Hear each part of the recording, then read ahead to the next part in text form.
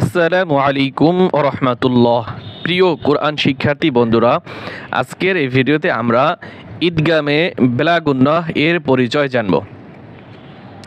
ঈদগাম বেলাগুন্নাহ অর্থ গুন্নাহ ছাড়া মিলিয়ে পড়া। বেলাগুন্নাহর হরফ দুইটি। বেলাগুন্নাহ অর্থ মিলিয়ে পড়া, আর বেলাগুন্নাহর হরফ দুইটি, যথা র এবং লাম। নুন সাকিন ও তানউইনের বামে বেলাগুন্নাহর হরফ আসলে গুন্নাহ ছাড়া মিলিয়ে পড়তে হয়। আমি আমার ভাষায় বলছি, নুন সাকিন ও তানউইনের পরে ঈদগামে বেলাগুন্নাহর দুটি হরফ আসলে, দুটি হরফ কি? র এবং লাম। নুন সাকিন তো সবাই চেনেন, যজমালা নুনকে নুন সাকিন বলে, এবং তানউইন দুই জবর দুই জের দুই পেশকে কি বলে? তানউইন বলে। এই নুন সাকিন ও তানউইনের পরে অথবা বামে যদি ঈদগামের এই যে দুইটি হরফ আছে, র এবং লাম, এই দুটি হরফ আসে, তাহলে গুন্নাহ ছাড়া মিলিয়ে পড়তে হবে। এখানে দেখেন উদাহরণ দেওয়া আছে, প্র্যাকটিক্যালি উদাহরণ দেওয়া আছে, তাই কেউ ভিডিওটি স্কিপ করবেন না, সম্পূর্ণ দেখবেন, ইনশাআল্লাহ সুন্দরভাবে আপনি বুঝতে পারবেন। এখন আসি, আমরা এখন প্র্যাকটিক্যালি সহি শুদ্ধ করে কয়েকটি উদাহরণ শিক্ষা করব। এই যে দেখেন এখানে এই যে নুন সাকিন, নুনের উপরে যজন থাকলে কি হয়? নুন সাকিন। নুন সাকিনের পরে কি আসছে? র আসছে। এখন কি করতে হবে? আমাদের মিলিয়ে পড়তে হবে। কি করতে হবে? মিলিয়ে পড়তে হবে, গুন্নাহ ছাড়া। গুন্নাহ করা যাবে না। এখানে দেখেন এই উদাহরণটা খেয়াল করুন, এখানে তানউইন দুই জবর দুই জের দুই পেশকে তানউইন বলে। এখানে আসছে কি?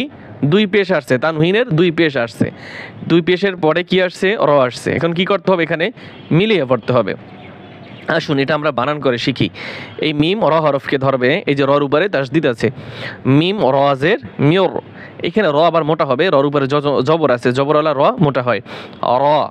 এই আবার হা হরফকে ধরবে, মিম রজের মিয়র, র হা জবর রহ, মিয়র রহ, মিয়র রহ। মিম জবর মা, মিয়র রহ মা। তা দুই জের তিন, মিয়র রহ মা তিন, মিয়র রহমাতিন। আমাদের এখানে জানার বিষয় ছিল এই যে নুন সাকিন, নুন সাকিন পরে র আসছে ঈদগামে বেলাগুন্নাহ। আবার এখানে আরেকটা জিনিস আমরা জানতে পারি, এই যে ওয়াকফের জায়গায় যদি গোল তা হয়, তাহলে সেটা হা হা হা উচ্চারণ হয়, মিয়র রহমাহ মাহ। আবার ওয়াকফা করলে অক্ষর তো সাকিন হয়ে যায়, তাহলে এখানে কি হয়? মিয়র রহমাহ, মিয়র রহমাহ। আপনার যেভাবে ভালো লাগে আপনি সেভাবেই পড়তে পারেন। যদি ওয়াকফের নিয়ম আদায় করেন তাহলে মিয়র রহমাহ, আর যদি যেভাবে আসে সেভাবে পড়তে চান মিয়র রহমাতিন।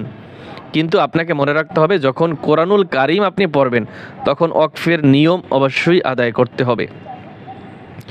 আইন জবর আ, জা ইয়াজের জি, এখানে এক আলিফ টান হবে, জেরের বাম পাশে যজমালা ইয়া মদের হরফ, এক আলিফ টান হবে, আজি। জা র দুই পেশ জুর, এই তানউইনের পরে কি আসছে? র আসছে। এখন আমরা এখানে গুন্নাহ ছাড়া মিলিয়ে পড়ব। জা র দুই পেশ জুর, আজিজুর, র জবর র, আজিজুর র। হা ইয়াজের হি, এক আলিফ টান হবে, এই যে জেরের বাম পাশে যজমালা ইয়া মদের হরফ, আজিজুর রহি। মিম দুই পেশ মুন, রহিমুন। যখন ওয়াকফ করব, আজিজুর রহিম। আবার বলেন, আজিজুর রহিম, আজিজুর রহিম। আইন ইয়াজের আই, আইন ইয়াজের আই, জেরের বাম পাশে যজমালা ইয়া, এখানেও মদের হরফ টান হবে, আইন ইয়াজের আই। শিন জবর শা, আইশা। তা র দুই জের তিয়র, এখানে র মোটা হবে, এবং ঈদগাম বেলাগুন্নাহ, এই যে দুই জেরের দুই জের দুই জবর দুই জের দুই পেশ, এখানে আছে কি? দুই জের আছে, এটাও তানউইন। তাহলে আমরা কি করব? গুন্নাহ ছাড়া মিলিয়ে পড়ব।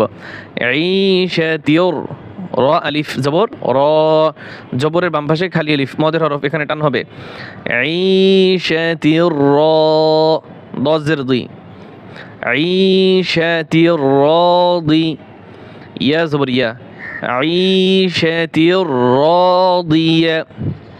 আরেকবার বলেন আইশাতির রাদিয়া তা 2 জের 3 আইশাতির রাদিয়া আইশাতির রাদিয়া আইশাতির রাদিয়া।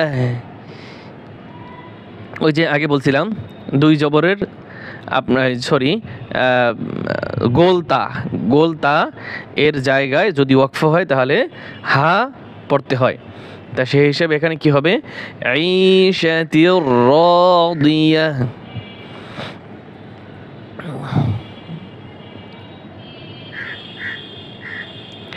এখানে নুন সাকিনের পরে লাম আসছে, নুন সাকিনের পরে কি আসছে লাম আসছে। এখন আমরা মিলিয়ে পড়ব, কি করব মিলিয়ে পড়ব গুন্না ছাড়া। হামজা লাম জবর আল, এখানে হামজা লাম জবর আল বলা যাবে না, মোটা করা যাবে না। হামজা লাম জবর আল, লাম জবর লা, আল্লাহ।